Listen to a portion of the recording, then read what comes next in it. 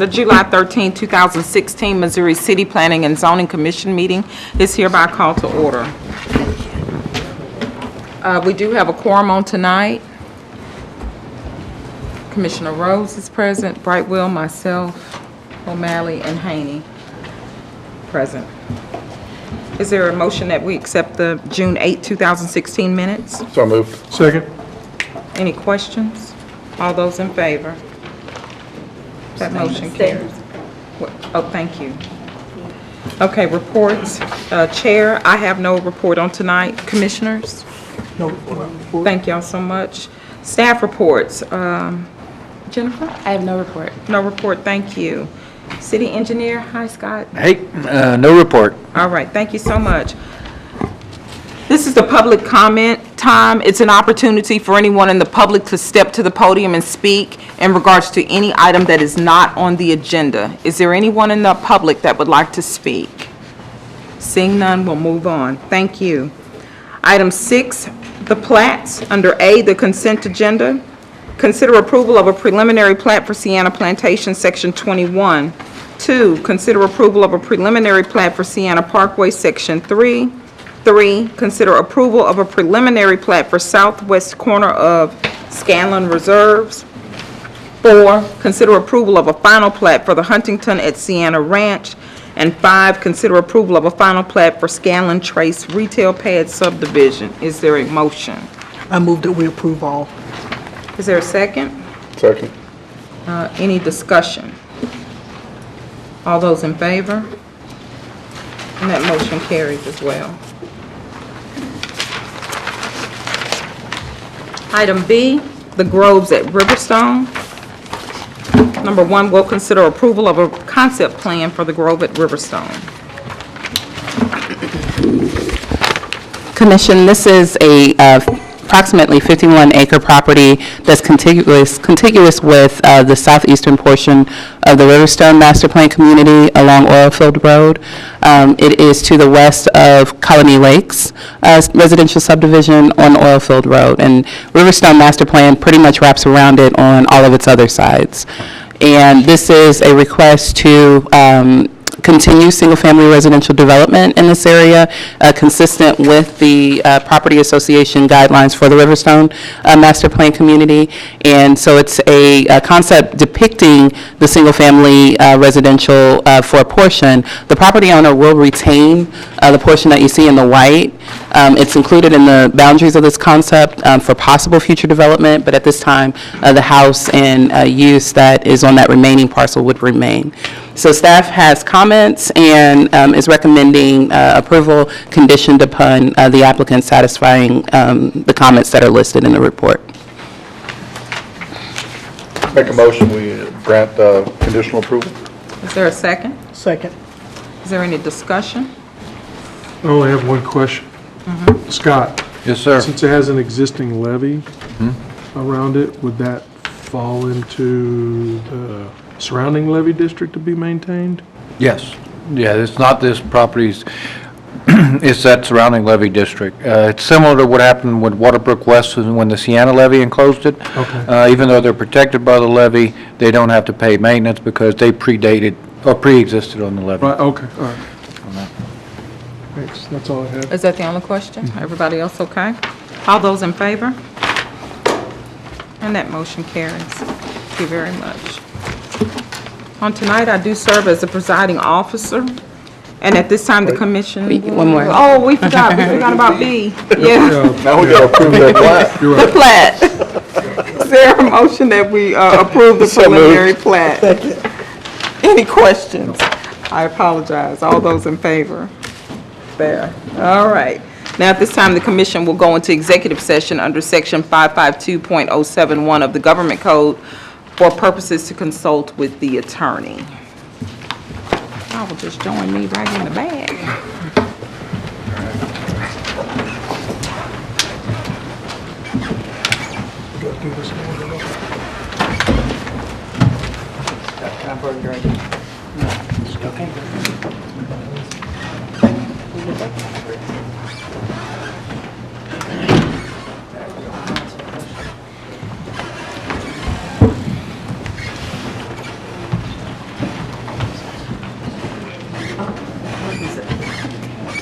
7:15, 7:14.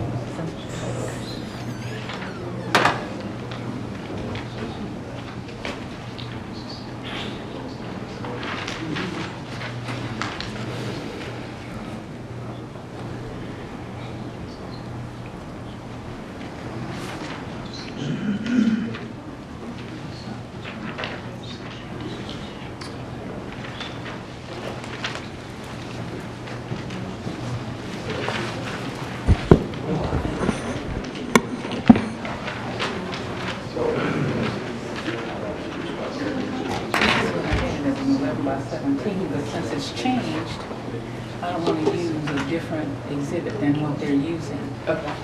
What I'm trying to show is on both exhibits, is right here. Can you still use this on the overhead? Okay. So It's the same as the one we have. Yeah, we have a markup. Yeah, I marked it up. And Okay, that's what do what you I'm want? going to show. That, you want the marked up part? Yes. Okay. And also, I had the fire district and the police. cities. The police official maps, yes. But I have their 11 by 17. Well, if it's, have you put anything on it, on the versions that you have? Because we could probably just pull up Okay. the official versions. I thought I had it in my hands. Still over there. Can you see, on that computer, if you can pull up the police speed maps and fire district map out of the computer?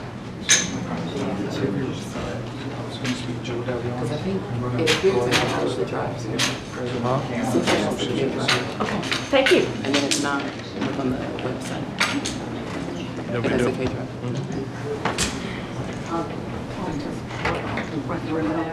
Yeah. Do I need to? No, if you haven't done anything different, then we'll have the official. I just need to show the size district, and I want it to be made very plain to everybody. When do you think it would Get it on there. Police speed. And the fire district. You're welcome. Look at, maps, official maps.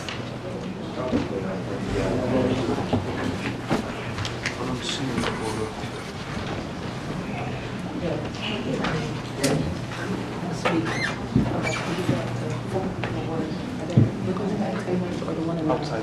Yeah, and see. GIS. Official maps. Maps. Official. And then start with that. 15. I don't think they changed it. And then City Plus. Okay, then go back to the year before that. And then watch. Police speed. There's fire districts. That's the fire districts. And then go back to the previous year to see if you see the police. I think our website has it. Yeah, either way. Either way, if you want to pull it up from there, it should be in there. Yeah.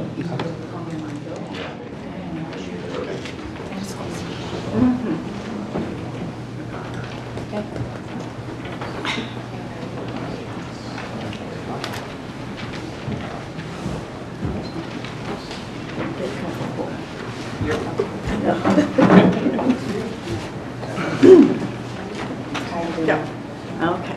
Which item? 7B? Okay. Thank you. Thank you. You get the next one.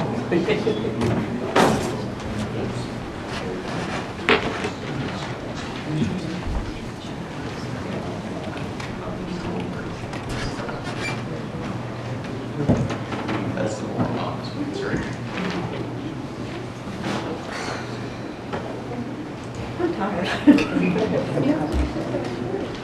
That's the third person tonight. I've ordered before, but you're the third person tonight. I don't know if it's because of the logo or It's both. because you don't usually see a plaid shirt with the logo. And Millie has the blue-green one. Yeah, she has the blue-green one.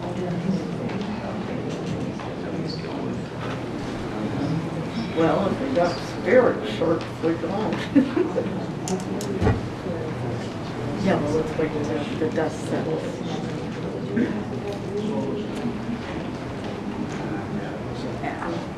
You know, calms down. We don't want to do like we did the one guy. We gave him a shirt and then kicked him off. That's what I meant. But the one guy that we kicked him off from that, I gave him a shirt. I wanted to say, no. I can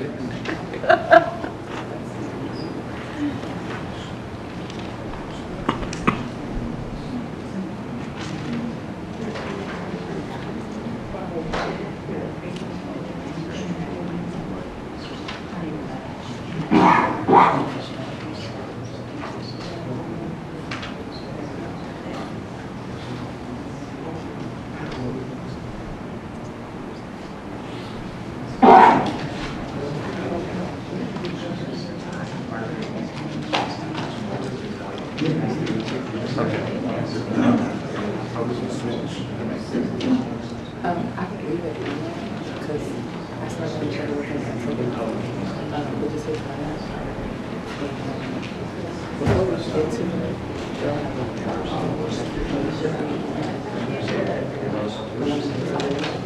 see you guys.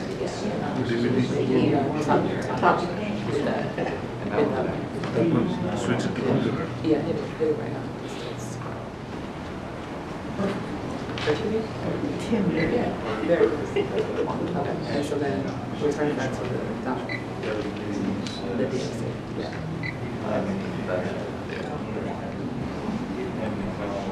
So people But I would leave it because the last few months, it's when you take it out, and then it won't come back. Freezes.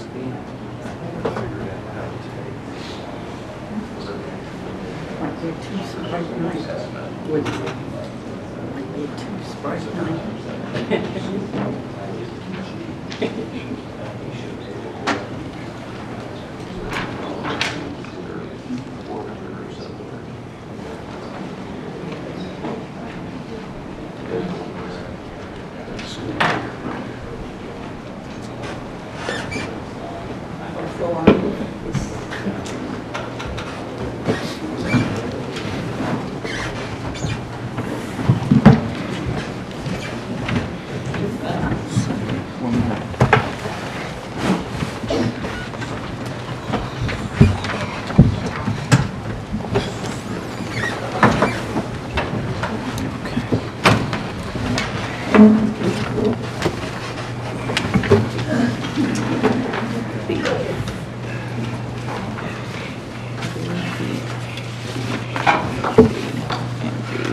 Let's see.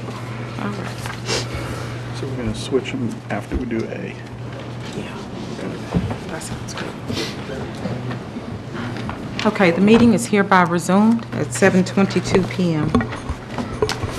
We'll take item 7A under zoning map amendments. This is a public hearing to receive comments for or against a request by Gary Ferguson of GKF Holdings LLC to rezone an approximate 2.67 acre tract of land from LC2 to LC3, and to the extent that such rezoning deviates from land use plans and character maps. Good evening, Commission. This is an application to rezone an approximately 2.67 acres tract of land from LC2 to LC3 district to allow for a proposed Caliber Collision Service Center. The applicant has provided conceptual plans and design for the proposed development that they're intending to put on that land, and it's included in the packet. The subject site is presently vacant, and it is located along Williamsburg Lane, as you can see on the ortho map, south of Walmart Supercenter, north of Amco Auto Care and La Quinta Inn and Suites, west of Metropolitan Seventh Adventist Church. The proposed designation of LC3 district would allow for uses that typically provide for a citywide or regional service area. Uses allowed within LC3 district include medical facilities, retail stores, auto repair, furniture stores, and gas stations, and etc. The proposed rezoning is in conformance with the city's comprehensive plan and future land use and character map.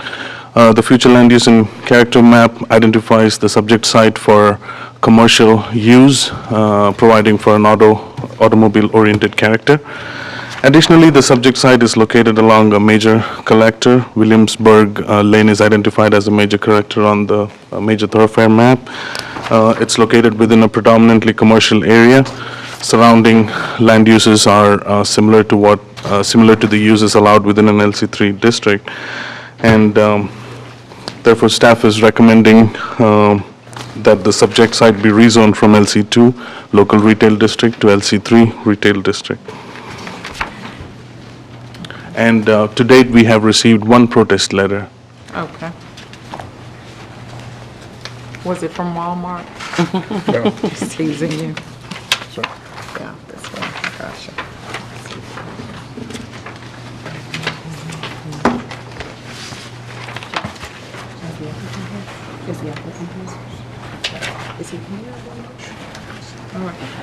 Is the applicant here?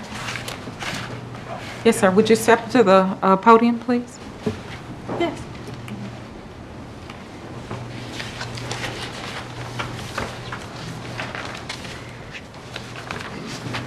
I'm Gary Ferguson, Hi, sir. and how you doing? Longtime resident of Missouri City. Okay, welcome.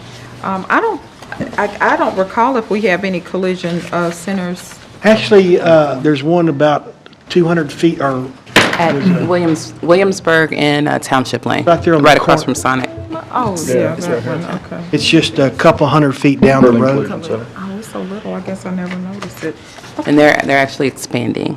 And Where are they the process of expanding? They are. Where are they expanding?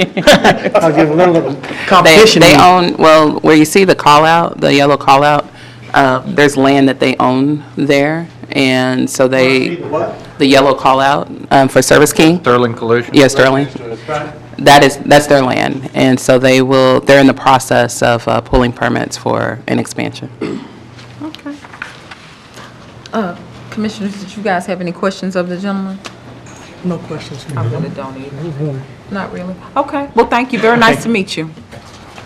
As this is a public hearing in regards to this project, is there anyone that has signed up to speak?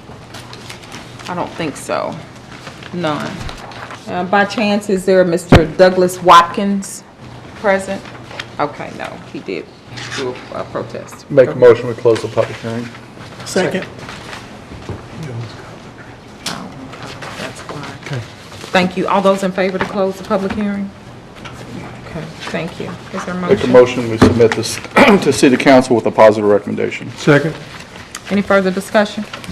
All those in favor? And that motion carries as well. Thank you.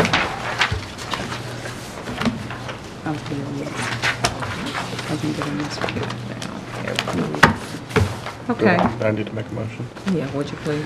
I make a motion that we go ahead and cover item C prior to covering item B. Is there a second? Second. All those in favor? And that motion carries too. We'll take item C. This is a public hearing to receive comments for or against a request by Robert L. Wellis to amend the regulations and restrictions of PD number 53 to allow for the development of a self-storage facility within an approximate 2.53 acre tract of land and to the extent such rezoning deviates.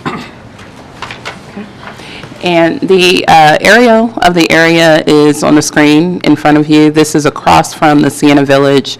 Sienna Parkway would be the road to the south that intersects with the red outline, which is all PD 53, Plan Development District number 53. And Kitty Hollow Park is to the north.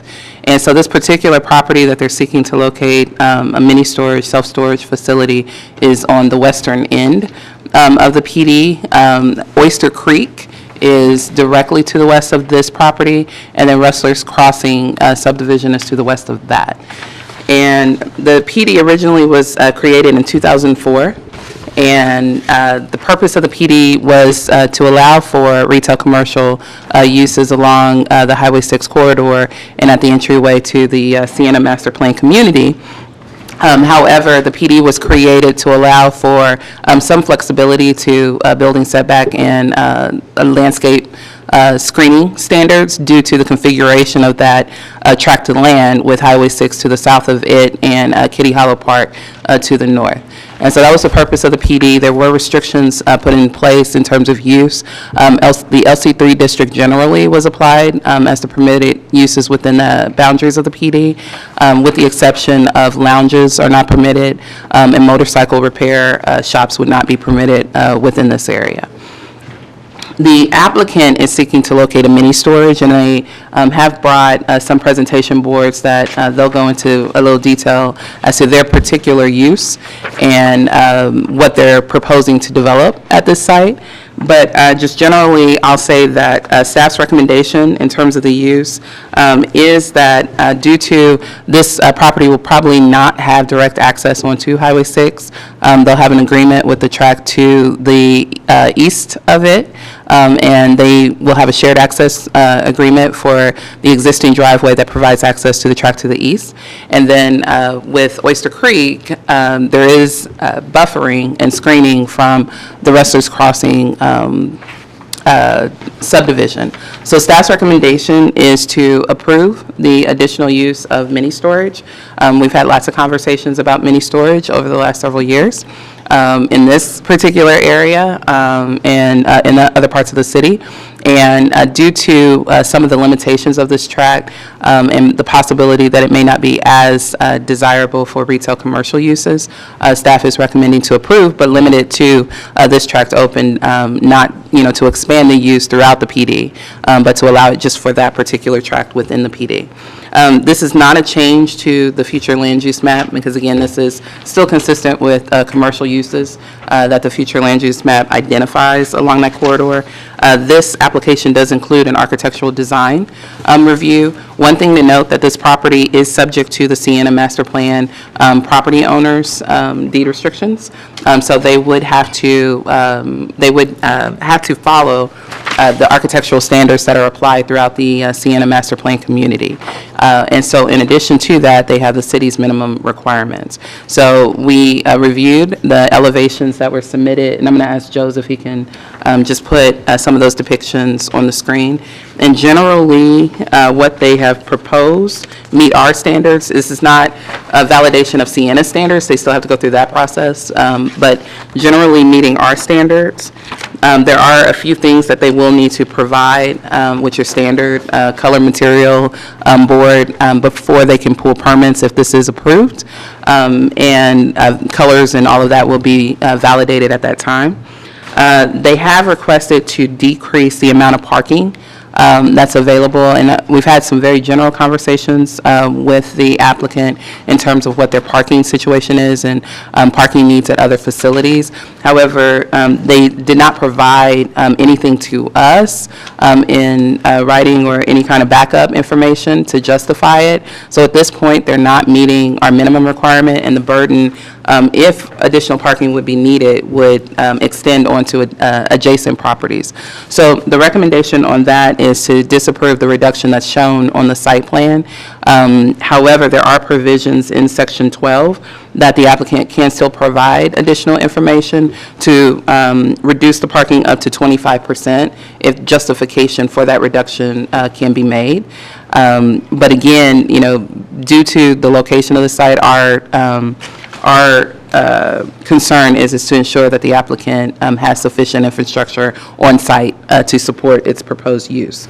Additionally, under fencing, the applicant shows it's a three-story single self-storage air control or climate-controlled building that would be secured. There would be a fence surrounding the building and extending to the rear, and they're proposing a wrought iron fence and gate along the sides that would be most visible to the public, but they're identifying a chain link fence to the rear.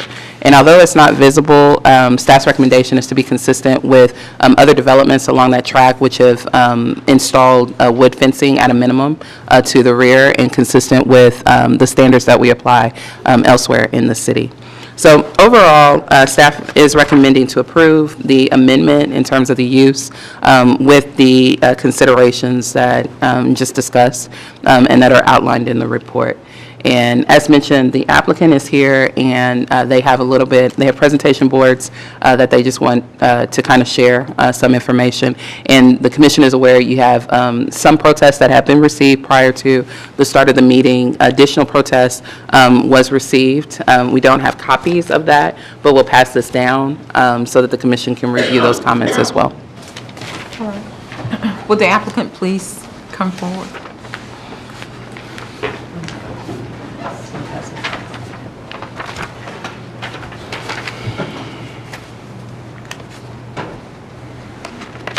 Hi.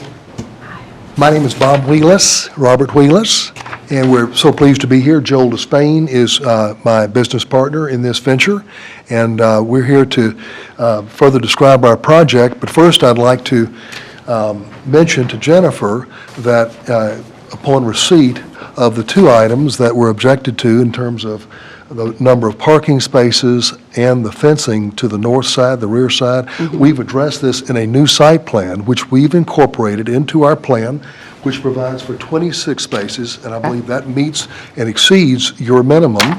And further, we have a decorative wrought iron metal fence on three sides that we previously submitted to you. Now we've extended that all the way on the north side as well. So it's fully enclosed.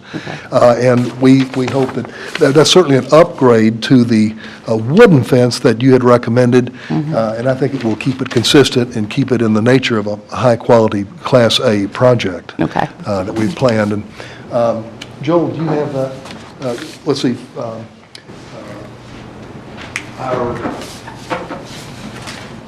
Our building is approximately 38 feet high.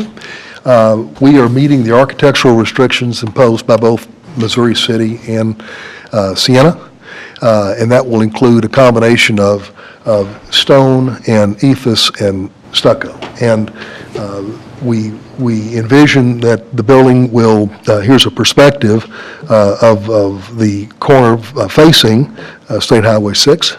And we envision a color scheme similar to this, which we believe is in keeping with your requirements. So our goal is to have a Class A facility. We anticipate that CubeSmart will be our operator, and they have a national presence.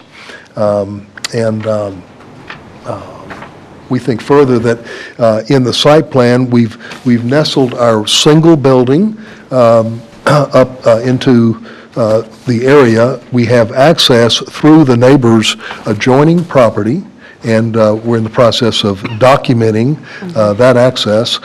We do not believe that TxDOT would give us another curb cut off of State Highway 6, in that the one that they have there is proximate to it. So we're, at this time, documenting that access to ensure that we have that. So we're working with a site that does not have direct access, that's up against Oyster Creek, and we think that the market is very strong for this product type here. We've done a study. Our underwriter is HFF in Houston. Our study concludes that in Missouri City, there's roughly 5.3, 5.4 square feet per person in this city, and the average in Houston right now, the greater MSA, is roughly 7 to 7.5. The addition of this 103,500 square feet would bring the current ratio of square footage per person up to the just over 7 square feet per person as found in the city of Houston. So we're building into a vibrant market, and we think this project will be well received, and we're not saturating the market with more square footage than the market can bear. We're just meeting now the average that is across this MSA. So with that, may I answer any further questions? You guys have any questions of the gentleman? Okay, I do have one question. Yes, ma'am. I appreciated your comments in regards to you going with an iron fence all the way around because you felt like it Yes, would be nicer than that of a wooden fence.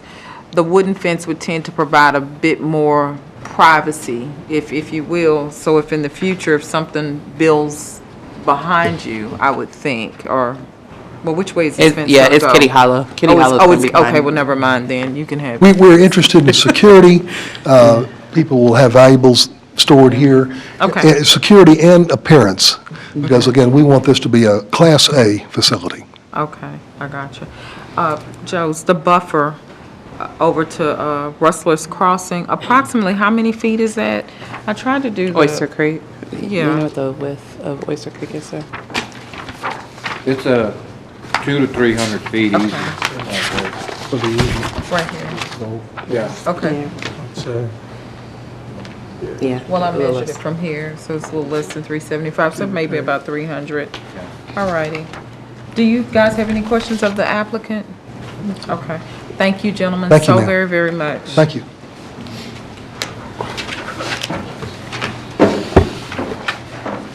Is there a Mr. Peter Jacob in the audience?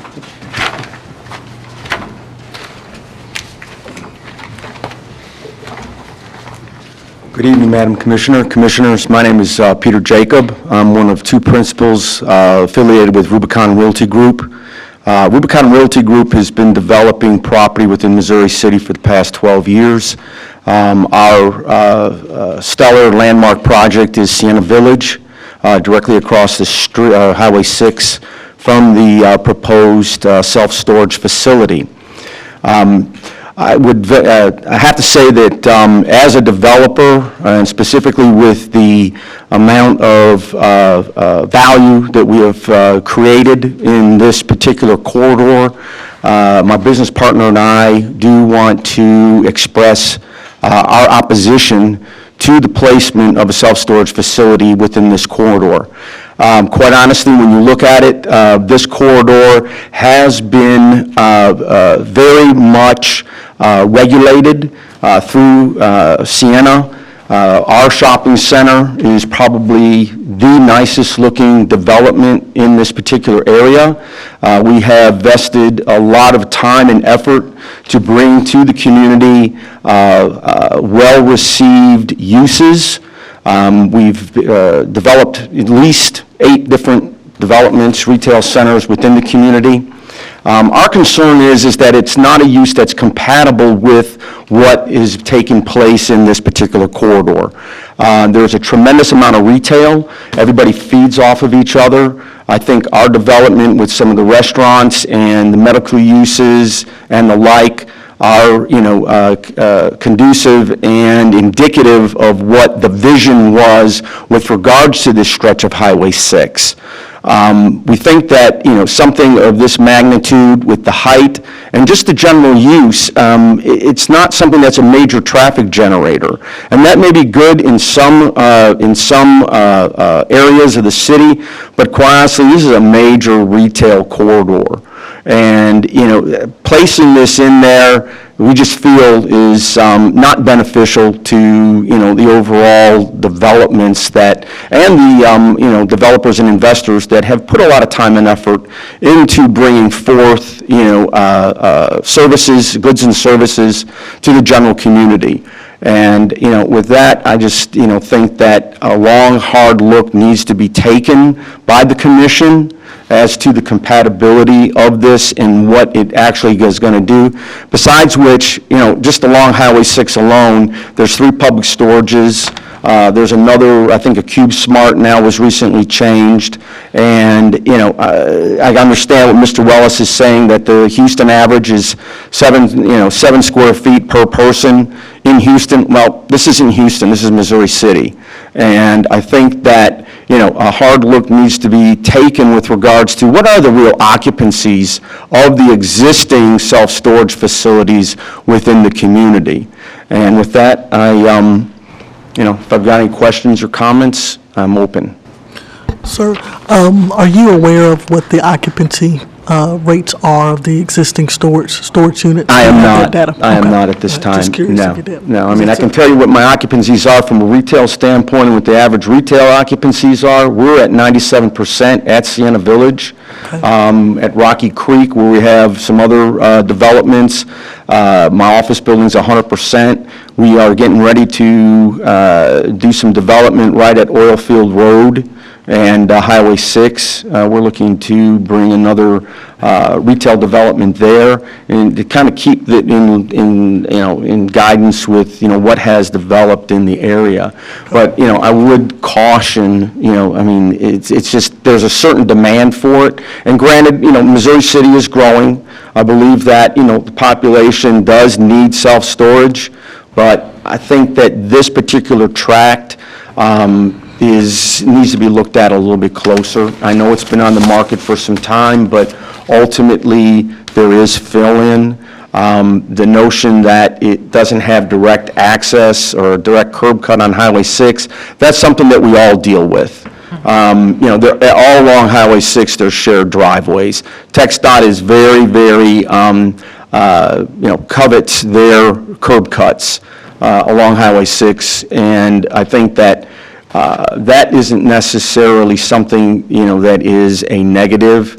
People will find a way to get in from a retail standpoint, from a service standpoint, service business standpoint. If they need it, they'll find They it. will, they will find Just it. a quick question. Yes, sir. I've been on a long time. Yes, I and remember. Glad that you've developed so many square feet in our city, but I was curious, you have a self-storage? That was my question. No, I do not. We developed, when we purchased Rocky Creek, it was an 8.5-acre homestead.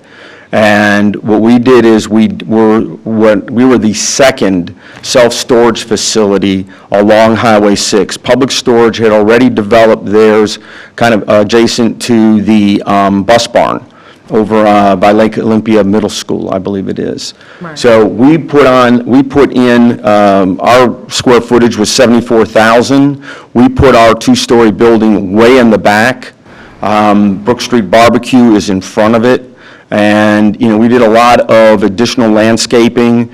We put in, because we backed up to residential, we put in concrete fence so that, the residents behind it, weren't going to be, affected, by that. And, we did a lot of landscaping even behind it where we placed trees so that, the trees grew tall enough that they wouldn't see the rear of, that particular building. But you do see the wisdom in having a self-storage? Oh, absolutely. I think, I'm not opposed to self-storage. Believe me, I'm a developer. I'm not against development. I just think that this particular location, and what has transpired along Highway 6 is more retail-oriented. Okay, thank you. I'm sorry, Mr. Jacob, did you not sell a piece of property to Public Storage on Trammell Fresno and Highway did. 6? That's shown on the map? I am a limited partner in that. Yes, Scott. Okay, that's what I thought. I didn't hear you mention that one. Right. No, but I didn't develop it. I sold the land. Okay? But I it's sold shown, the and land. it's shown on this aerial photo, isn't it? Yes. Right here. Yes. Okay, so that I'm clear, you no longer own the storage facility at Rocky Creek? No, ma'am, I do not. We When- sold that 3 years ago. You sold it 3 years ago. Yes. Did you ever fill up? Oh, yeah, I mean, at the time we sold it, we were 97%. Okay, But and are you still do you manage the Rocky Creek?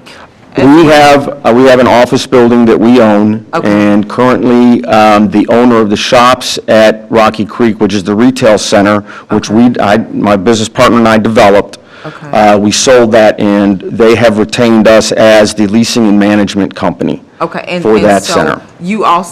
you're responsible for the public storage place. I'm not saying that name, but the Rocky Creek storage, you guys have oversight over that as well? No, we do not. Okay, that's No, separate. that's It's sold totally off separate. That was a separately? separate platted reserve. Okay.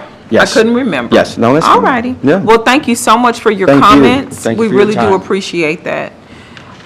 I don't have any other speakers that have signed up. Yes, I do. Sorry. No, I don't. I don't have any. Is there anyone else in the audience that would like to speak in regards to this project? Make a motion to close the public hearing. Is there a second? Second. All those in favor? And that motion carries. What say you? I make a motion to send this to City Council with positive recommendation. Second. Okay. I, just for my personal comments, I really don't understand all of the percentages and how we get to the portion of do we need more storage or not, based on some of the other comments inside of the protest letters, people were saying that it was too close to the Sienna entrance And the look of it. and the look of it. So somebody put my eyes near Sienna. I just, maybe I'm not It's called getting it. Sienna, but Sienna is, It's further up, isn't yeah, it? it's, Well, yeah, the actual roadway, Sienna Parkway, is to the east, and then Sienna Ranch Road's to the west. Okay. But Sienna Village is part of Sienna, and this portion, even though it's across Highway 6, was still considered part of, Part of the entrance. And the yeah, concern is Sienna, the master plan The community. look of the public storage unit at the entrance Yeah. of Sienna But Plantation. they still have to get that approved through Sienna Parkway. They are still subject to the Sienna requirements as well. Yeah. But as far as the city's requirements with the look and different things like that, they've met those minimum standards. Yes. Now go back to the map one more time. Show me where the fence is gonna be again. I'm still confused with that. I apologize. To the left. Okay. Tip of it. Well, yeah, and the fence, yeah, Only be on that portion. So you have a portion of the Oyster Creek Okay. area that's to the rear, and then Kitty Hollow Park Okay. is to the rear. So they're going to have ornamental with the pilasters is what's on their architectural rendering, right? They're gonna have, you all revised it to the ornamental fencing, Yes. the wrought iron fencing? Okay. But it Yeah. has the Brick masonry pilasters pilasters, right? Or columns. at the transition points. Yes, so. Will it, That I auto think that center. we're, it's I think it's a Service track of to develop. the building is, I think it meets the 70% requirement. Right. For stone or brick. Right. Well, but he's asking about the fence. the fence? The fence You know, I is mean, going to is it a be, continuous wrought iron fence, or are you gonna have brick pilasters every 30 feet, 20 feet, whatever? What we have on the plan right now is just a straight fence, but if it talking about pleases this. the that council was for us to it's small. have it separated every 20 feet or so, that's fine with us too. I don't know if that's a I don't know requirement what or the not. requirements are, or there aren't any, but Sienna might have something. Yeah, you're right, Sienna's regulations may impose that. Right. Okay. Those are my comments. So, yes, you have another A question comment? just for Jennifer and the team. Do you all feel like, based upon where the cuts in from Highway 6, that this is a hard track to develop? I have noticed it's been on the market a long time. Right, and the retail commercial permitted uses don't go away and have been there, since 2004, Yeah. when the tract was created. Now granted, commercial development in this corridor has been active within the last, 10 or so years. So there's still a possibility that it could go that way, but it does, without direct access and lack of visibility, it makes it difficult in terms of appeal. And, one thing to note, you have an auto fix that is directly Next to it. yeah, the east of this tract. So the uses, along that it's kind of a hodgepodge of retail commercial uses. Gotcha. We have a motion and we have a second. Is there any further discussion? All those in favor? That motion carries.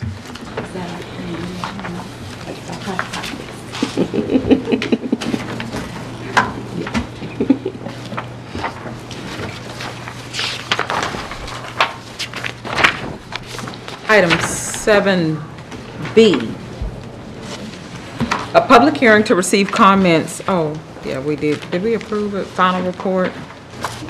Yeah, we Basically, did yes. that. Okay. Yes, Thank that's what we you. just did. Sorry. No, you're All right. right. Good. Item B, this is again, it's a public hearing to receive comments for or against a request by Stan Winter, Jones and Carter to rezone an approximate 95.31 acre tract of land from SD suburban district to R2 single-family residential district. Okay, as stated, this is a request for a straight rezoning. The property currently is zoned suburban district, that's just stated, from the time that it was annexed into the city. And this is the second request to rezone this to R2 single-family residential. to allow for the development of a single-family residential subdivision. The applicant does have a presentation, and so they'll go through the details of what they're proposing. However, this is a zoning map amendment, so it's not a plan development district, and it's not a specific use permit. We're looking at the change from SD to the R2 single-family residential district. Staff's analysis is included in the report. The comprehensive plan goal of providing life cycle housing, offering a range of housing types and price ranges is what staff is recommending in terms of support for this rezoning. Additionally, the land use plan identifies the subject tract as a state acreage. However, staff's analysis of that is, as the commission knows and is aware of, the utility situation in this area and the lack of municipal utility districts or the infrastructure for public utilities. However, with development within this area, provisions are being made to extend those public utilities, and with that consideration, staff is, the analysis discusses rezoning this to allow for single-family residential, not large acreage lots, which would be more appropriate for private utility systems, but with public utility systems, it would be appropriate to look at it for the subdivision of single-family residential. Staff is recommending approval. Staff is recommending to update the future land use map to reflect suburban residential consistent with the area immediately to the east, the Creekmont subdivision going towards State Highway 6. And as mentioned, the applicant does have a presentation, and so they'll go over the details of their particular proposal. But again, this is a request for a straight rezoning from SD to R2. Thank you, Jennifer. Is the applicant ready to make the presentation?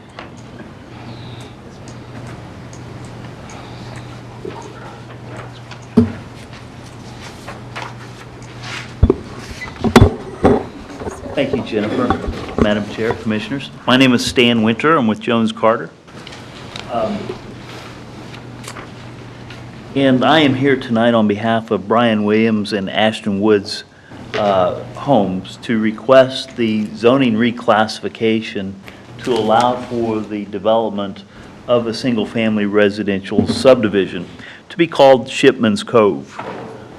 This subdivision will consist of 278 lots on 95.3 acres, which is less than 3 units to the acre. The minimum lot size will be 50 feet wide by 125 feet deep, and we expect to develop 166 lots, or about 60% of the total will be the minimum lot size, 50 by 125, with the remaining 40%, I think it's 112 lots that will be 60 feet wide by 125 feet deep. Ashton Woods will implement with this development design guidelines and requirements that will ensure a quality plan development that include requirements for enclosed parking spaces on each lot, requirement for minimum 3-inch caliper trees, plus additional required landscaping on the front of each lot, minimum requirement for masonry, and will restrict the repeating model types and the duplication of facades along any block face. Other features of the plan that are proposed include a parkway entry. And you know, developers typically, they want to build streets that lots are loaded on both sides to minimize their cost. Ashton Wood recognizes the opportunity for really taking advantage of the open space that's in this plan, and as such, they are proposing a non-loaded street that will run adjacent to the open space and the amenity areas to really activate this area, kind of giving up on, you know, the premium that would otherwise come if they were to back lots to it, to turn this into a community feature. We purposely located the largest lots adjacent to the Creekmont subdivision. And we've agreed not to allow for connections to the New Point subdivision. Over 25% of this site, a quarter of this land, will remain as open space. And I think it's worth mentioning that in addition to extending Watts Plantation Road, which will serve as a primary access or a major access point, Ashton Woods plans to develop a new entry street that will connect directly to State Highway 6. This street will be built with safety restrictions limiting the turning movements to a right turn in, right turn out only. And then also they will fund and construct the traffic signals at Watts Plantation Road. I think lastly, want to mention drainage. Obviously, there's nothing that the developer can do with this development to prevent flooding that would result from the Brazos River. But what they have proposed is a plan to divert and capture all of the on-site drainage that is currently running through the site and into the New Point Estate subdivision. So as a result, with this development, will substantially reduce the 100-year flow rate affecting the existing neighborhood. Sean Birch with Jones and Carter is here to answer any more specific questions about drainage.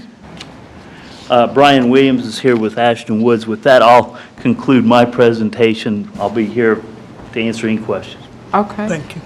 Very, very good, very well said. I'm pretty sure we will have more questions in regards especially to the drainage here momentarily. So as long as you guys kind of stay close. Do y'all have any questions of the applicant right now? No. Okay. Thank you so much. Okay. At this time, we're going to take on the public comments. Is there a Philip S. Taylor Sr.?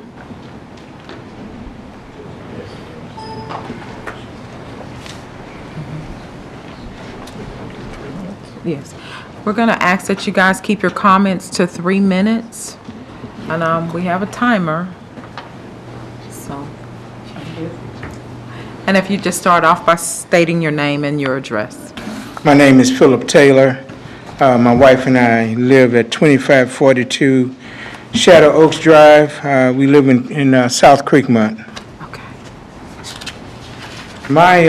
As long as with most of my neighbors, the things that we are concerned about is, number one, what it's going to do to traffic through our neighborhood. As the plans state now, we just went through a nightmare of almost 9 years of having to take our lives into our own hands as we crossed Highway 6 at that one light that's there. And to have it blocked up again is just unbelievable. We live at the back of the subdivision, and those plans show that they want to open a road into our subdivision called Harpers Creek. And of course, everybody should be familiar with all the flooding that has occurred in and around our neighborhoods. We don't have a problem with drainage where we live in Creekmont. But Knight Road and Highway 6, I'm sure if you live in the area, you saw what the flooding did at Christian Brothers. Sienna Place and Highway 6, all that area in front of HEB was flooding. The Kitty Hollow Park was underwater there at Highway 6. The Lake Olympia area was afraid of flooding and talked about having to evacuate. And then we have the toll road that's going on. We're concerned about all the concrete that's going to be brought into the neighborhood, and of course, concrete does not absorb water. And they're talking about, the estates behind us. I mean, understand that, but we live in Creekmont. And that's where we are concerned about what's going to happen to us. We invested our money for the being told how it was going to be planned and how it was going to be. And now they're talking about changing that and putting us at danger. If not right now, years down the road, as what we have seen that has happened in both Harris County and Fort Bend County. And that's the things that we are concerned about. Sir, I have one question, please. Yes, ma'am. When you said that it backs up into the subdivision, what traffic? You were making a comment that... There's only one light. Okay. The light is at Creekmont and Highway 6. All righty. Okay? For years, there was no light. Okay. And what would happen is, it would take people forever to get across Highway 6. A lot of times, they had to make a right and go down to where they could turn and come around. Okay. Of course, that's being helped. When you add a whole lot more cars, you run into the same problem. And I hear them saying that Watts Plantation, they're going to put the light there. But we were told for years that there was going to be a light where we have one now, and that did not happen. Okay. And I have one last question before you take your seat. Yes, ma'am. If you could dream that this land would be developed as anything, what would it be? Say that again. If your dream could be fulfilled on tonight, what would that land be developed as? Well, personally, I wouldn't want it to be, commercial, but we don't want anything that's going to harm what we are paying for and what we saved and got for. That's a small community. That's why we all moved there. Okay. Because it was a small community. We just don't want any harm to come to what we have. We can't control what they do somewhere else or what they want to do, but we don't want any harm to come to our neighborhood where we are. All right. Thank you so much. I appreciate it. Mr. Roy Ross?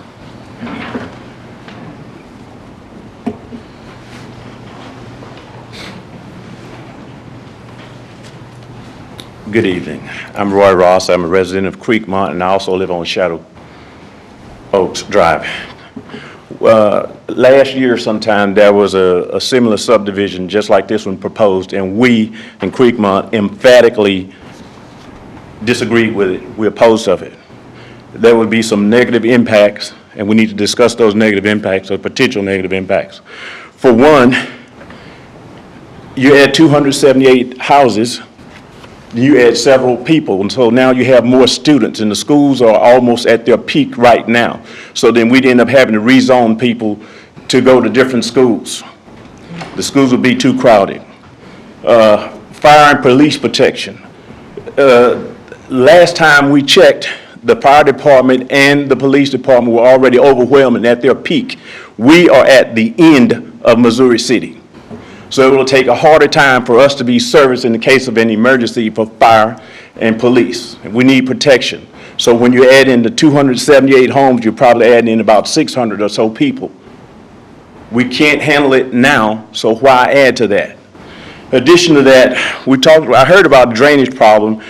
When you add all this concrete, now we have water can be absorbed in the land. You add all this concrete, water's going to flow. This gentleman said that they want to protect New Point. Now, when you look at the drainage problem, the sewage problem could be overflowed, but the drainage itself, when it floods, people always say they're going to divert and they're going to put the water over here. When you look at civil engineering, there's a specific volume that our drainage system can already handle. We have to look at not just this subdivision being added, but all the other stuff upstream. We always talked about stuff tonight on Highway 6. All this stuff upstream is going to come down toward us. You can't just, we have a cup right now and that cup is half full, but we can't add 100 gallons and make it fit in that cup.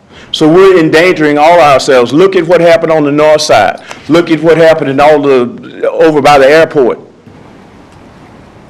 We have to have an explicit study that shows exactly what volume we have now and what that impact is going to be when additional volumes are added, how much is going to be added. You can't just say, oh, we'll just tie in over there. They did that downtown. Look at what happened when they did that around 59, and we had flood waters. Everybody just tied into an existing system, and you could ride a boat down 59. So we don't want to put ourselves in the same situation as everywhere else. We don't want to jeopardize ourselves. And we're okay where we are. We emphatically were against it before, and we are emphatically against it now. We don't want the floods. We don't want our schools overcrowded. We don't want our roads overcrowded. Leave us be. Please do not allow this to happen. Thank you. Thank you.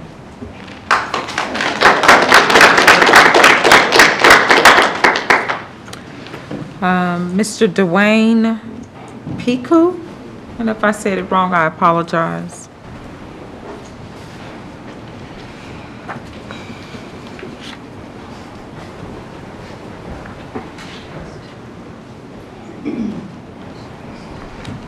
Hi, my name is Dwayne Piku. I'm president of the HOA of New Point Estates. Much like the gentleman that just spoke, we were here last year in opposition of the proposed development, and at that point in time, it was voted down. In listening to the gentleman from Ashton Woods speak tonight, I heard several things. I heard a high-density subdivision. I heard clearing of land. He didn't say clearing of land, but he says he's going to go back in and put in 3 caliber inch trees in the front yard. This is an incredibly beautiful piece of land that has 100-year oaks completely through it. Missouri City is a beautiful place to live. We talk about how it is one of the finest cities in the U.S. That property is zoned for estate-sized homes. I'd like each of you to take a look at what is going to be the tax revenue and the burden that that subdivision is going to put on Missouri City. Let's take a look at what's happened in Riverstone. I'm sure you've all driven through Riverstone lately. They're putting up multi-million-dollar castles on postage stamp lots with no trees. I'm sure that if that property was marketed properly, that there would be developers that would love to go in there and put in maybe 100 or maybe 75 $2 million homes that would provide much more tax revenue to the city of Missouri City. The one thing I did not hear the gentleman talk about is amenities in that neighborhood. We're going to put 278 homes. The previous gentleman said maybe 600 people live in there, probably much more than that, probably closer to 1,000. Zero amenities. Where do the kids play? Where do they swim? Where do they walk? What do they do with their spare time? Creekmont addressed that. Every other development of this size and magnitude, look at Sienna, Riverstone, they're taking care of their residents. They're providing a beautiful place for a family to grow up and live. This looks like a future slum to me and to everybody else that's looked at it. We have 100% opposition in New Point Estates for the development. We have tried to get our streets improved. We've been told by the city we can't stripe the streets because they don't meet city standards. Fix our streets. I'm confused as to whether or not they're pulling off the plan an emergency exit into New Point Estates or not. It was proposed. I assume it's still there since it's not shown as a lot for a home to be built on at this point in time. Rarely in the afternoon can we get out of New Point Estates because of the traffic at Darby Lane and Highway 6. It's a complete traffic jam because of the pizza business, the fried chicken business, and the daycare. God forbid we need to use that as an emergency access into that neighborhood. They couldn't get in. We can't get in or out of our own neighborhood. We've been begging for a turn lane. No one's addressing that. I think that there are much better uses for that property that would generate much more revenue for the city, that would put a lot less burden on the police and fire, and I urge you to vote it down. It is truly a waste of that land. Any questions? No, sir. Thank you so much. Appreciate it.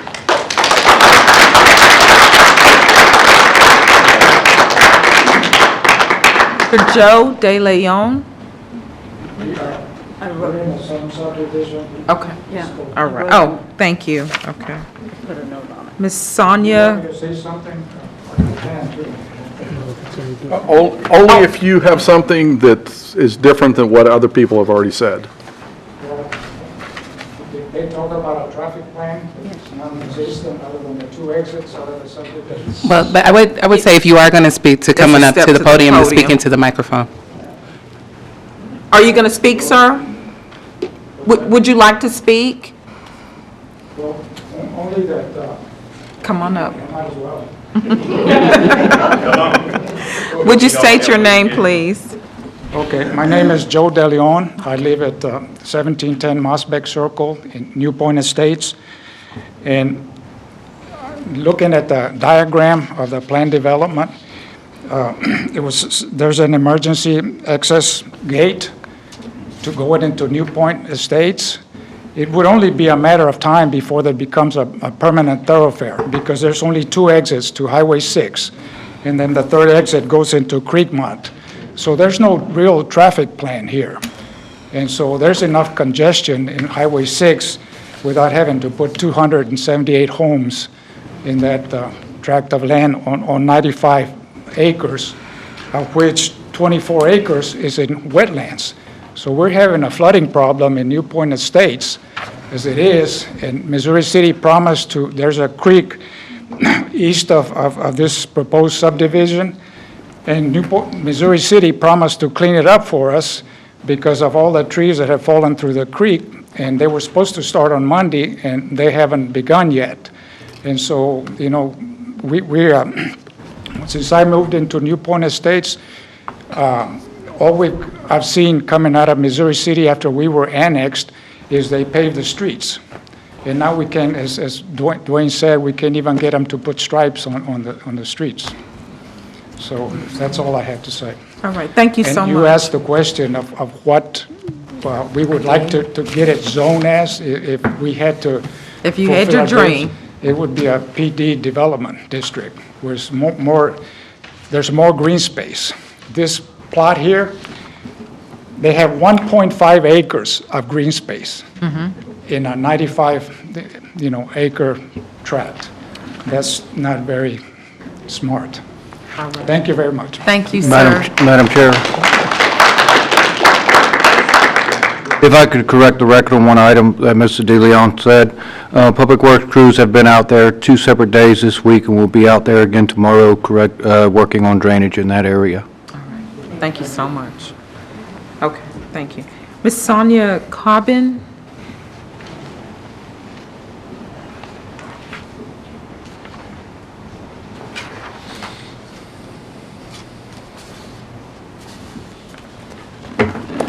Good evening, and thank you for your time. I stand before you today as Vice President of the Creekmont Homeowners Association Board of Directors. The taxpayers of Creekmont and surrounding areas, we support growth and development in and around the city of Missouri City. We have a history of reaching out to city staff and other stakeholders to hold discussions about trying to attract new businesses and positive, reasonable development to our city. We are participants, Pam and I, of Missouri City University, which is waiting to graduate. And we have a strong stake in our community's future. Now, with that in mind, however, the recent proposal that this committee is considering regarding Briggs Tract rezoning requests give us pause and, quite frankly, is troublesome for our community and for the citizens of Missouri City. We met with Ashton Woods, and we recently met with our community. For these reasons, we oppose the current rezoning request as it is currently proposed. Let me explain.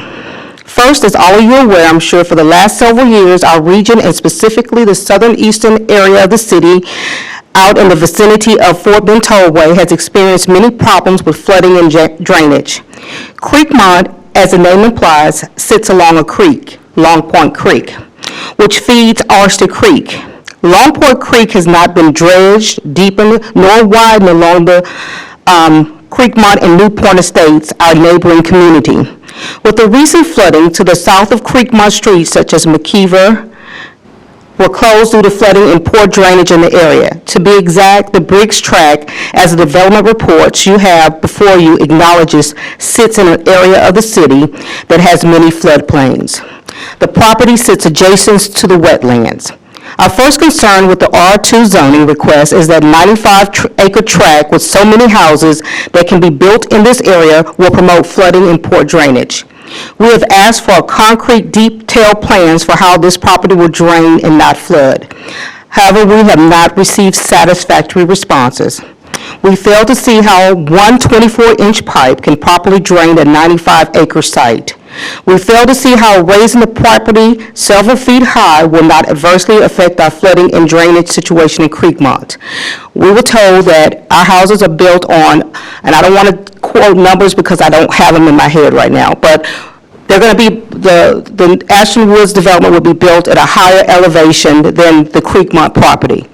And we don't see how that will not drain into Creekmont and affect our drainage situation in Creekmont. We fail to see how 95 acres directly into Oyster Creek, we fail to see how draining 95 acres directly into Oyster Creek via this pipe will not cause even more flooding and backwater like we saw a couple of weeks ago. We fail to see how this draining into Oyster Creek doesn't increase flooding, not just in our area of the city, but for Quail Valley, Glen Lakes, Lake Olympia, and other areas who saw so much backup flooding that closed many streets and limited some citizens' access to their homes. Secondly, and just important, on the southern side of Highway 6, Creekmont's south is less than 250 homes. There can be no doubt building an even larger development behind an existing community adjacent will tremendously endanger the lives and welfare of Creekmont residents with the huge amount of traffic that will come through Creekmont. The streets in Creekmont are not wide enough, nor were they designed to be thoroughfares or collector streets. The width is not there to handle even a third or fourth of the traffic that will flow from the larger development behind our community. We have a community of families and young children. We cannot take risks with their lives. Again, we want development. We just want reasonable development that will address these concerns. We have not received that to date. We stand and will fight against development that will be detrimental to our city.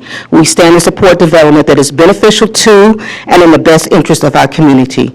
We urge you to vote no to the rezoning request and to request the developer genuinely engage us for more input. We want collaboration, not dictation. Thank you on behalf of Creekmont HOA.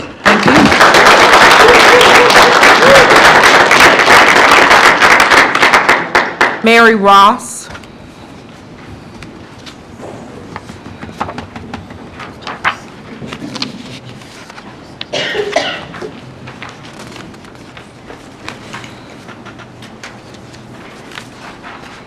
Ms. Ross. My name is Mary Ross. I'm a resident of Creekmont on the south side of Highway 6. I live on Shadow Oaks Drive. I'd like to touch on what was said before, but maybe introduce a couple different things. And the first thing I'd like to do is to say that in terms of the flooding, recently the FEMA flood maps have changed. And the development of this tract of land will not only touch Creekmont at its borders, but on the very east side of Creekmont, where Long Creek runs right along the backyards of our residents. The way that the water drains now significantly affects that creek. And the last time we had a large rain event, for the first time, those homeowners stood there and watched water creep toward their properties, very close. That has never happened. Also, last year, the FEMA flood maps changed, and people who was not in the flood zone before are there now, including us, and we live much further away from the creek. So I wanted to add that because I know you don't want to hear the same thing over and over and over, but it is that important to us that you consider these things before a developer comes in and says, we're going to handle that by using a 24-inch pipe, and we're going to move.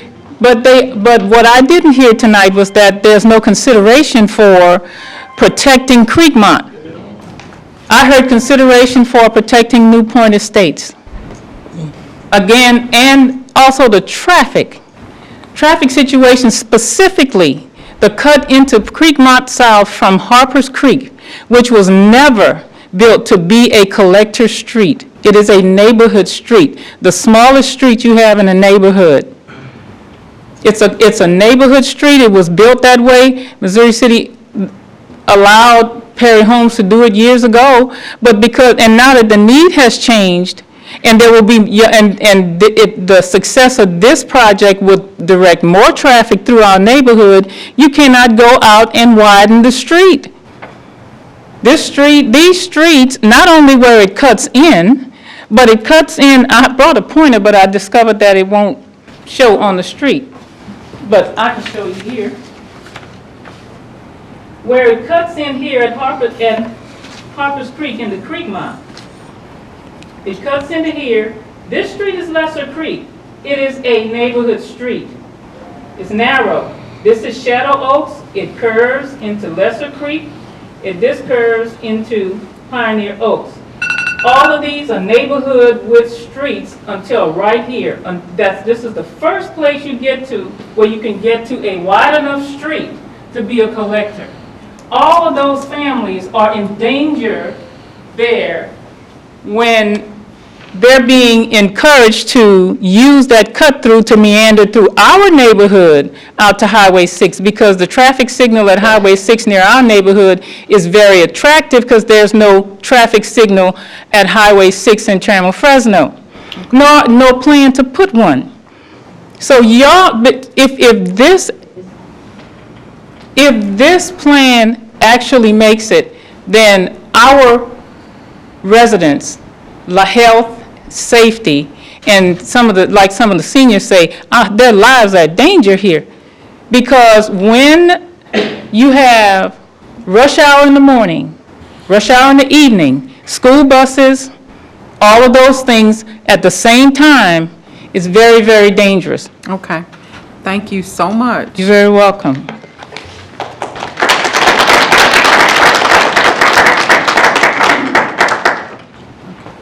Would the applicant please step back to the podium?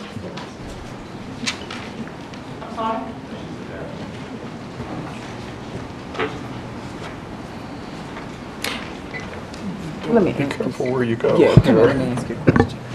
Hold on, sir. Well, we need to ask if there's anybody else that has something different to say. Okay. Hold on, sir. Would you, you could have a seat. I'm gonna come right back to you in just a second. Thank you. Is there anyone else in the audience that would like to speak in regards to the project to say something different other than traffic, drainage? Safety. Safety, it's gotta be different.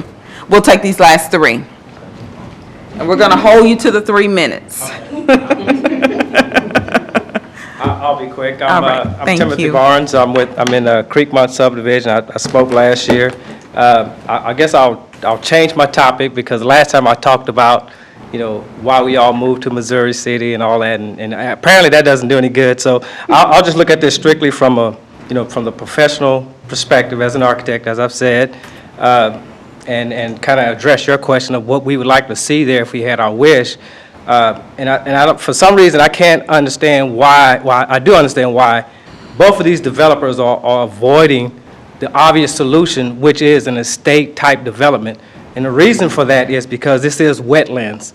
And the civil engineer and all of these guys are telling them that because you are replacing wetlands with concrete, you have to maintain or increase the level of detention that you have, that you're going to put back onto the site, which is why, once again, you see that all these developers, they're forced to cram so many lots into a smaller area because they have to maintain the wetlands. Now, I heard the gentleman say that they were going to collect water from this new development and actually get it to run uphill and stay on their property. The only way to do that, the only way a civil engineer can do that, and it can be done, but the only way to do that is with a pumping station.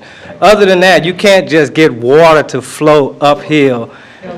So the only logical solution to this, and we all understand that Missouri City is going to develop this piece of land eventually. Someone's going, at least Missouri City is going to allow someone to develop this piece of land eventually.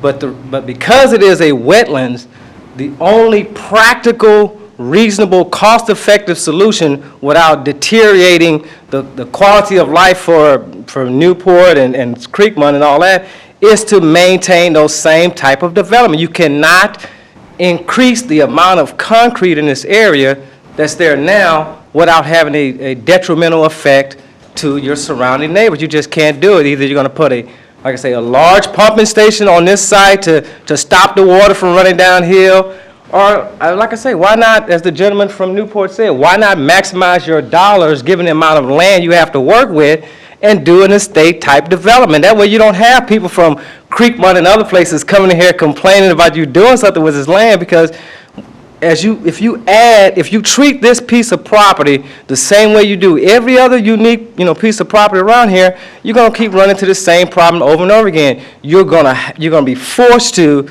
take your water and your traffic and all that and run it to your surrounding neighbors because you're trying to utilize the only amount of land that you have available because it is wetlands, and you're trying to, force things into that, and it's not gonna work.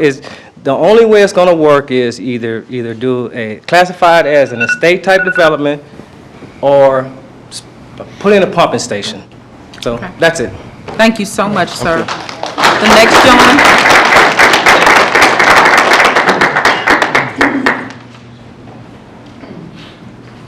My name's Mark Dremley. I'm at 2042 Darby Lane, which is right on the southeast corner of the map there. So my land borders with Creekmont and the new division, the new planned subdivision. I back up to it.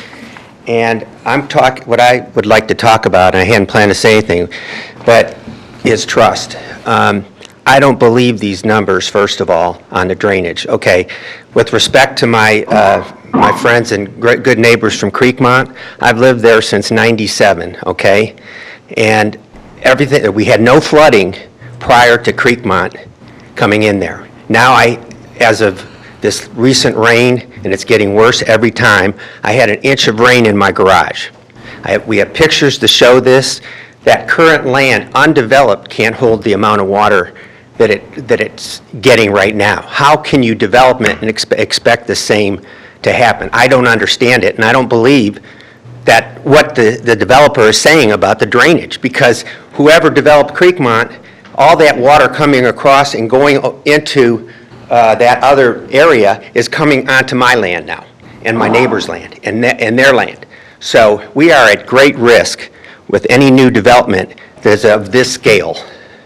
And I hope you will protect us, because when we are flooded, if this is approved, you may not be in these roles, but we're going to be affected by it.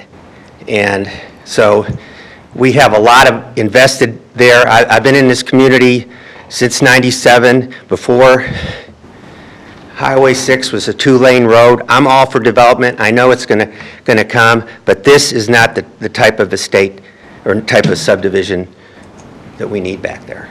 Hopefully you'll understand our interest there. Thank you so Thank you. much. Thank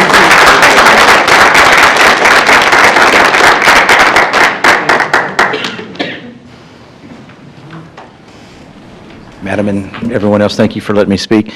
I'm Jeff Glass. I do live in Creekmont South, and I live off Everhart Terrace.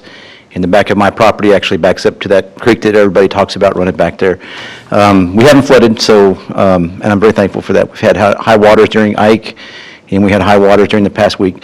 My only concern, and you can see all my kids back here, I have 8, and we love Creekmont, and we're very concerned about the things that happen in our area, is I work for Sugar Land, so I have a little bit of familiarity with the Brazos River and the flooding of the Brazos River.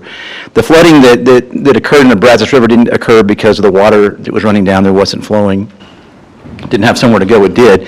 It was a backflow that came back. Once it gets to the end and it has nowhere to go because it's flowing too fast, it has to start coming back. And I'm concerned that that's what's going to happen to the Creekmont area. We talk about all the water having to go somewhere and diverting it somewhere, and that's good. It does need to be diverted somewhere. But at the end, it's not what's going through, it's what's coming back up the river. And so I would like the builder to give us a good comprehensive plan, to give you guys a plan on how they plan on keeping that from happening so that our area doesn't flood. The only other thing I really just want to address and for you to keep in mind is like everyone here for Creekmont, we bought Creekmont for our families. It's a family location for us. We love it. Our kids feel safe there. We feel safe there too. I know you guys are going to develop that area. I'm not mad about that. If I was the city of Missouri City, I would say, let's develop our areas. It's good for our budgets, good for our economy. Just be careful how you do it. Look and make sure that you have all these things in place so that, like they've said, 10 years down the road, we're not paying the price for what's been decided today. So we would just like to see a good comprehensive plan addressing these issues from the city. Thank you, sir. Motion to close the public hearing? Is there a second? Second. All those in favor? And that motion carries. Now, would you guys like to address you want to make a motion first and have discussion with the applicant? No, I think we should have a discussion first. Let's have a discussion first. Applicant? Or you No, want to talk to staff? well, I don't know that the applicant's going to answer the question before us, right? Gotcha. So the question before us, there's two things, right? One is it appropriate to have residential property here versus what's currently there? And if you say yes to that, then the next question is, what's the appropriate density for that property? Right? Those, to me, are the two questions, right? We're not going to decide about whether that drainage is good or bad. Now, we can ask Scott That's what what I his wanna ask Scott, opinion yeah. is about whether or not this property can drain properly, if it's engineered correctly. And we do have to take into account, there's pre-existing conditions with I guess it's Newport, or New Point, it's New Point. It's not on this map. That have to somehow be taken into account, and obviously I don't know that that this developer is bound to do that or not. I don't know what the restrictions are. But we don't decide about drainage or anything like that. As far as traffic and everything like that, we have regulations and requirements that traffic studies be done. So there's a process for doing all that. We don't decide that all either, right? So I think what we have to decide is, Appropriateness. are we confident or comfortable that those things can be mitigated or not? And I think that's what we need to focus on. Okay. That's fair. That's So very fair. that's my viewpoint, and there's 4 others at this table. I raise a point of order. No, sir. Once the public hearing closes, we can't take any more comments from the public. I'm sorry. Ms. Rose? Just a question from Scott on this particular track and the proposed change of use. A lot of comments made just about the track and the makeup of it. What's your assessment of it? Or have you done an assessment of it at this point? I apologize. Remember, I'm a little hard of hearing here. I didn't catch the actual question. Has your team done an assessment of the track at this point? Have we done an assessment of the Correct. track? We have not done any detailed studies because that comes at the plating stage if the use is approved. I have seen some preliminary drawings, and based upon my knowledge of the drainage in this watershed and the New Point subdivision and in the Creekmont subdivision and their individual drainage plans, there are a couple things. This track is proposing, if it's developed, to intercept this 95 acres of land, which currently flows to the southeast corner of the track and through New Point subdivision. and divert that to a different watershed than both Creekmont and New Point are in. So that would remove 95 acres of drainage from the Long Point Creek watershed and move it to the lower Oyster Creek watershed. That, in my opinion, would be a plus for drainage in the Long Point Creek watershed on that. When it comes to a traffic, all applicants, New Point, well, not New Point, they were prior to being in the city limits, but Creekmont as well did a traffic impact analysis as this applicant would do. This applicant has already committed to constructing the traffic signal at Watts Plantation concurrent with the development of his project. In regards to the signal at South Creekmont, the signal at South Creekmont was constructed in accordance with and in the timing done by the traffic impact analysis for Creekmont subdivision. That traffic impact analysis said that it would be warranted at the first commercial development, and that's when that signal was installed out there. In regards to the connection between Creekmont and this subdivision, that stub out has been planned from day one to be the second entrance for Creekmont that's required by the fire code on that. So that has always been planned to be extended to whatever future development would occur to the west. That was an original condition that from when Creekmont was first conceived was been an issue, and that would be the required second entrance from the fire code on that. I can go into more detail if you want, Ms. Rose. Just let me know what you need to know. Thank you. I have a question that Yes, ma'am. kind of piggybacks off of what you were just saying. You said that the traffic impact analysis will dictate when the stoplight will go in, or it did so with the Creekmont Well, we haven't subdivision. we haven't done a traffic impact analysis because that's normally a plating Right. requirement. Right. And the developer may correct me, but my conversations with the developer has indicated that he understands and he assumes that it will be necessary with the concurrent with the initial development of Creekmont. That might be a question you want to ask him directly sure will. on that, but that's what he's indicated to me. Okay, all right. Just wanted to clarify that. And Scott, while we have you here, I heard something about it's going to be developed at a higher elevation than current Creekmont? That would not necessarily be accurate, and I would ask that you ask Sean Birch or the Okay. developer that. They have done some preliminary topo on the site, and they can inform you of that a little bit better than I can, Okay, because they have the actual numbers. all righty. Thank you so much. The entry monumentation is going to go right to Highway 6 and then have an entry and exit going all the way back to the development. Is the land, the 30 acres that is going to be flanking that new entryway, is that owned by the developer? No, sir. That is not proposed for any kind of zoning or any kind of use as part of this application. That is not being proposed to be purchased by this current developer, but being retained by the property owner on that.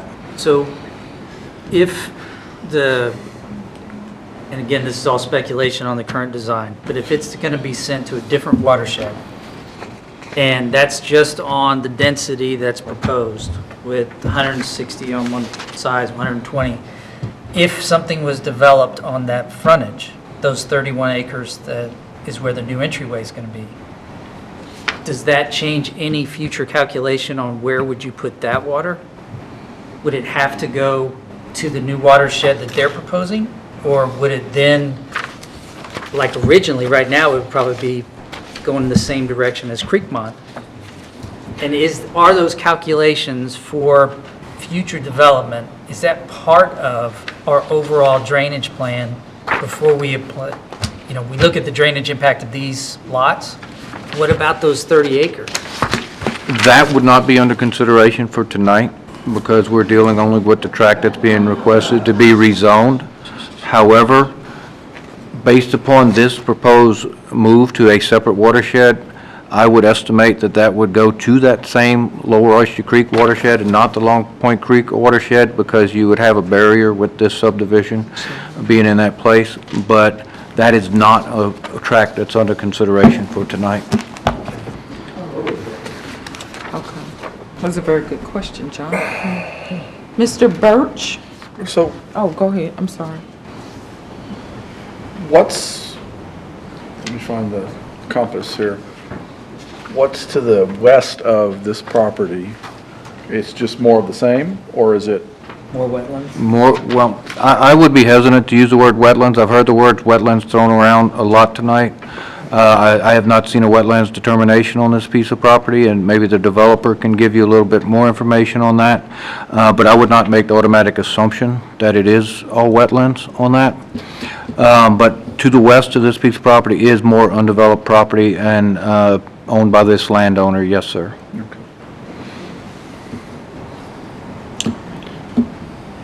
There is one item that I would like to bring out for the commissions. I heard this during the comments on that, and talk about the new wetlands, or sorry, the new floodplain maps that came about and how that revised. Just for the commission's information, there was a revision, a lot of area in Missouri City, in Fort Bend County, in Houston, and a lot of this area that was previously not in the floodplain, was revised to be in the floodplain. The previous maps, the 1997 maps, were about 30 years old, and at the time they were drafted, the development, those data that they were developed with was about 25 years old. So that was more the reason for the change in the wetlands boundaries than anything else out there. Or sorry, the floodplain boundaries. Floodplain. Right. Thank you so much. Mr. Sean Birch?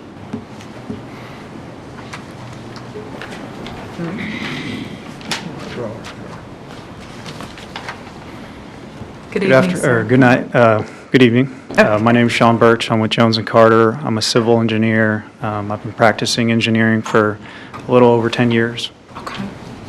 Thank you. I can touch on drainage. So we've, Ashton Woods has hired us to do a drainage study of this tract and look at regional drainage as well. Their intent is not to come in and obviously make drainage worse of a problem. We understand that it is a problem here for these communities. We actually have done a lot of work in Missouri City as far as drainage studies go. We work with Fort Bend County Drainage District as well, and we've done some work on modeling of Oyster Creek. We've modeled the Brazos River as well, and Fort Bend County Drainage District constantly asks us for our modeling advice as well. We looked at this tract on a regional basis, and you know, one thing that has been a common question is, well, you're adding impervious cover, you're adding a lot of concrete, and that's true. You know, I mean, 50-foot lots, I'd say about, you know, 65% of your lot is covered with a home and concrete. Nobody's denying that. So when you think about that from an engineering standpoint, well, how do you get all that water somewhere, because it is an increase in flow, and how do you detain it, or how do you capture it, and how do you release it at a slower rate or at its undeveloped rate? And that's the idea of detention, is you have more water because of the increased impervious cover, and you try to capture it somewhere, and you try to detain it, and you look at you know, localized smaller rain events, and you look at, you know, large catastrophic rain events. Here recently we had a, you know, catastrophic rain event which was caused, we had a lot of local rain, but we also had a lot of regional rain. The Brazos River stretches from the Gulf of Mexico north of Waco and Austin. So all that rain that fell over there ended up coming through Missouri City and ended up getting into the Gulf of Mexico. And you probably saw, you know, the rains that fell here, you didn't see the worst part of the flooding until about 5 to 6 days later.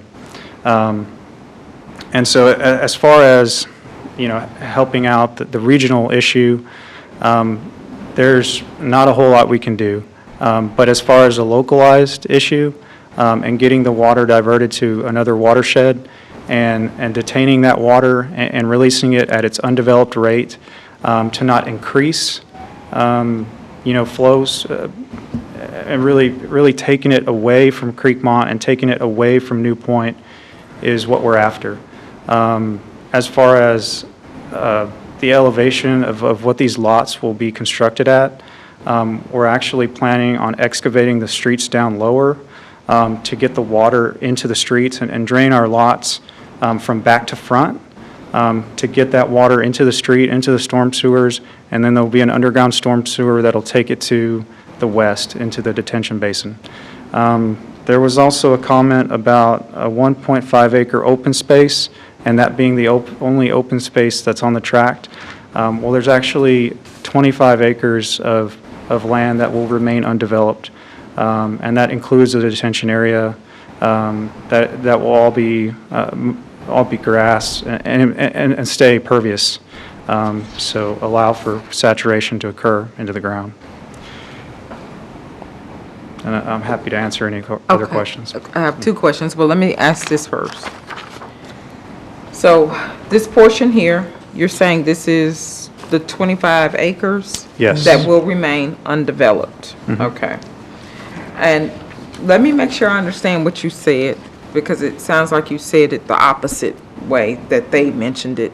You said that the streets are going to be put in lower than what I'm assuming is in New Point Estates and Creekmont? So the streets over in this new subdivision will be lower? So they will be lower than the existing. Well, I know lower than the houses. Well, that's what he's saying is Okay. that they're going to be designed into like a bowl. Right? Okay. So To catch the the water. water flows into the street, All goes right. into the storm drains. So does that mean that the homes will be higher? I have to ask this as simple as I can What is get it. The streets will be lower. relative? Is it, okay. What does that mean? Streets will be lower, houses will be the same. So the So the house- question from the public was, is there concern that the overall 95 acres will end up be higher than them, which will put water on them? Oh, no, yeah.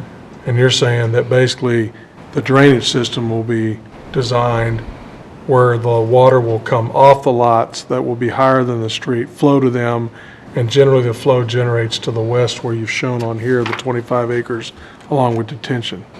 So the streets are basically going to be part of the drainage system, which is typical in southeast Texas, right? The 25 acres that you mentioned, they're not going to be, you're not going to have any structures built on them, but all the trees will be gone while you're building the detention? Probably. I don't know that all the trees will be gone. The developer may, the trees will be cleared. That's development. So I don't think our developer's gonna deny that, or I won't sit up here and say that trees will not be cleared. Now, I think that he'll probably want to save some of the big hardwoods for amenity purposes, and it'll look like a nicer community. I don't think any developer in their right mind would try to clear those if they're really nice trees, and they're located in spots where they can save them. I think, John, that the question about trees would be better to go to Ashton Woods and not to the drainage. So the reason why I asked is he said there's 25 acres that are not going to be developed. Well, And it will be Developed. quote not gonna unquote be developed lots. according to the need of drainage, To but it detention. won't be, there won't be bricks and mortar. So I just wanted everybody in the room to hear, yes, it's going to be open space and it will be used for detention, but also Green space, whatever. green space and all that. But there's not all that trees. I mean, Yeah, it's not nature, gonna the be impact, wooded. the neighborhood, everything that we try to consider, I wanted clarity. And you did explain the drainage very well. Thank you. I appreciate that. Thank you. Thank you so much, sir. Thank you. Hi. Would you like to speak? Sure. Okay. Would you state your name, sir, and who you are with? Hi, I'm Brian Williams with Ashton Woods Homes. I've had the pleasure actually of meeting with both the Creekmont and the New Point Estates HOAs, both separately, New Point one time and Creekmont twice. and have had very good back and forth dialogue with them. Let me get to one of your questions, Mr. O'Malley, with regards to the trees along that open space. Outside of the detention area, I know this property very well. Scott knows my history with this property. We had this under contract back in August of 2014. Initially, and it was actually a 277-acre tract because we actually had both the Briggs tract and the Warner tract all under contract. And then once we had further conversations with Fort Bend Drainage District, it kind of went downhill. And I live in Cypress, Texas. I'm not a Missouri City resident, and I can tell you I have a very, very sincere appreciation for backwater. Trust me. From current experiences, luckily nothing happened to my personal residence, but it was very, very eye-opening. So,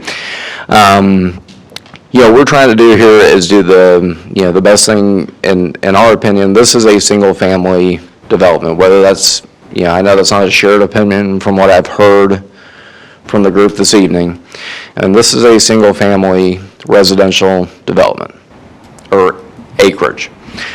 And that's what we want to do. We want to be good neighbors. I've been very, very open with both Creekmont and New Point, and with Mr. Elmer and basically everybody, and just said, this is what we want to do. We are under contract. We have not closed the property yet. We would like to. And, we want to be good neighbors with everybody and do everything we can to make it a non-impact to the entire community. I know from, basic analysis that we've done, and it's preliminary, it's basically, zero impact to Creekmont. The zoning that we're requesting is the same exact zoning that Creekmont currently has today. From a New Point perspective, we're taking all that water that drains directly into their property away from them. And I'm not talking this is not from a business standpoint. This is just from a, looking at data standpoint. We do have a traffic impact analysis currently that has just been completed. I have committed to Scott that before we start our first homes, that light at Watts Plantation will go in. And if he wants to hold, or if the permitting department wants to hold my permits until I get it in, that's fine. I'm totally fine with that. And I would go to the point where I would put that in writing. I'm sorry. Yes, sir. There's some discussion going on in the background. Whoever's talking, if you could take it back outside if you need to, and give this gentleman the opportunity to speak as everybody else had their opportunity to speak. So, if you guys have any questions for us, I'm happy to answer them. We've done a lot of work on this. I do have a question. Yes, ma'am. Okay, the emergency access gate. Yes, sir. Who controls that gate? Is that for More of a Scott 911 question. or what is? It would be what's called a Knox gate, much like you see a Knox box on the side of buildings, where every community, every city has a specific Knox key. Right. And so the fire department holds those keys, they're on the fire trucks, so then they could be accessed only by the fire trucks in the event of emergency on that. Okay, all righty. The monument entry signs, there will be one at Highway 6. It looks to be that there are two here. Yes, ma'am. And then I'm assuming that there are two back this way. Those would probably, the ones that would be at the intersection of Watts and the road that will be named eventually, and I'll figure that out later. They probably will be a little bit smaller. Our main impact would be at Highway 6 and the road with a name that we haven't come up with yet. Okay. I have one more thing. You said you'd do the street light concurrently. That's great. Yeah. And Ms. Marshall, if, like I said, if I needed to put that in writing on our letterhead, I know, that was a very, very sensitive issue, specifically with the issue with South Creekmont. I mean, I have zero issues with that at all, because I think it's the right thing to do. Thank you. Commissioners, do you guys have any more questions of Mr. Williams? Thank you so much, sir. Thank you very much. Appreciate it.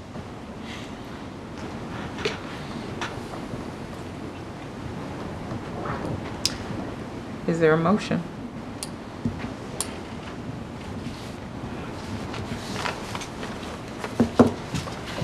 Well, there must be more discussion then. Must be.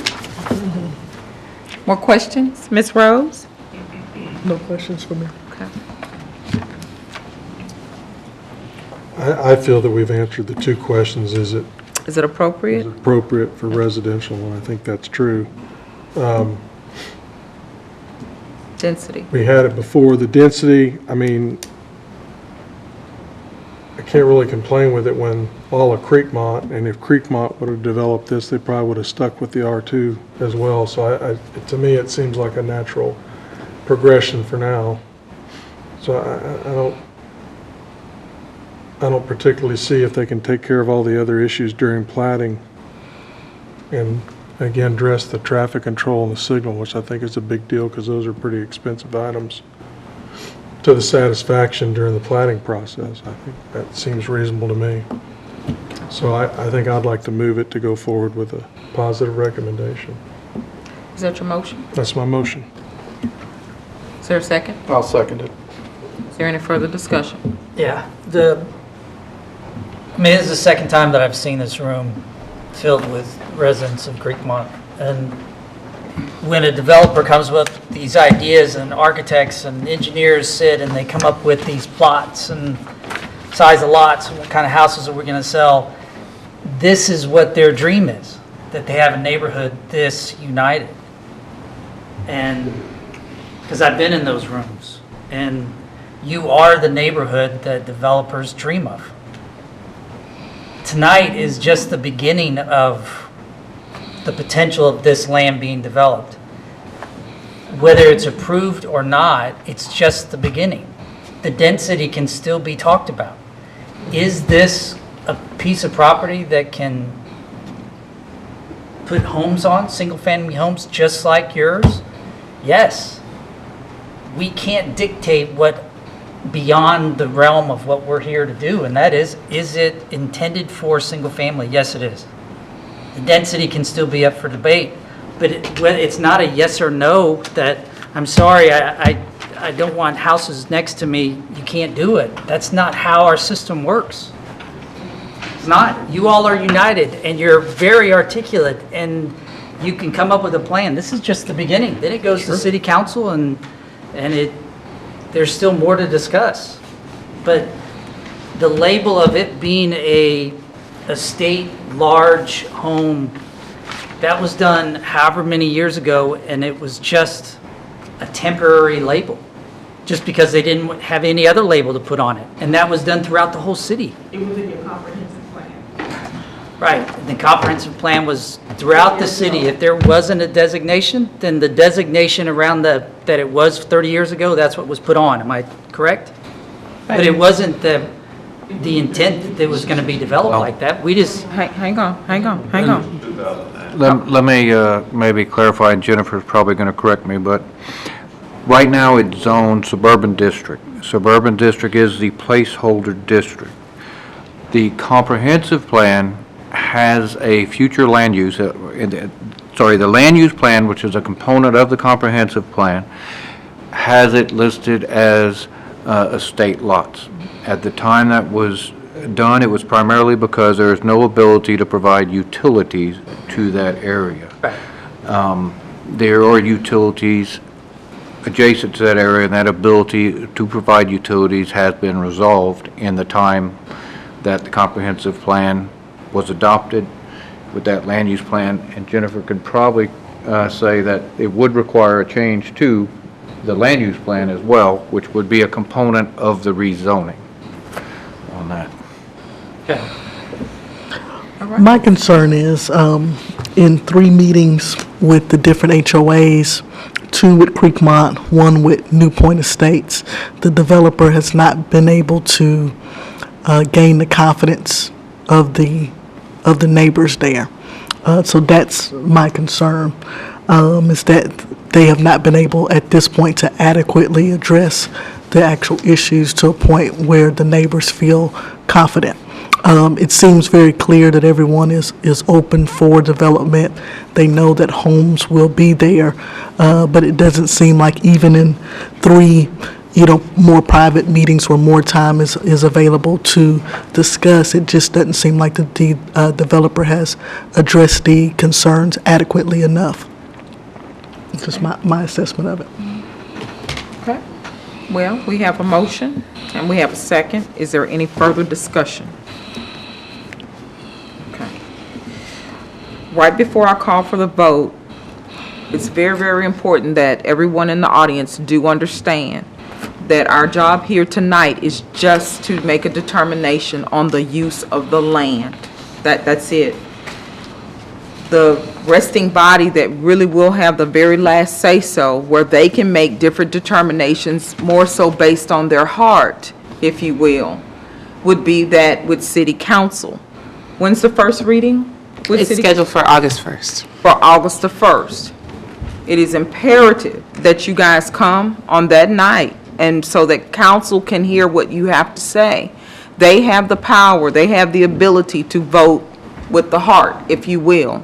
Unfortunately, our governance that governs our body, it requires that we vote based on appropriate use of land. So please, please plan on being here August the 1st, okay? We have a motion, and I'm sorry, ma'am. If I can make one more comment for any. oh, hold on, wait, I can't, I'm sorry. When we're done, y'all are welcome to go out. Okay. We have a motion and we have a second. All those in favor? All those opposed? That motion carries. 3-2.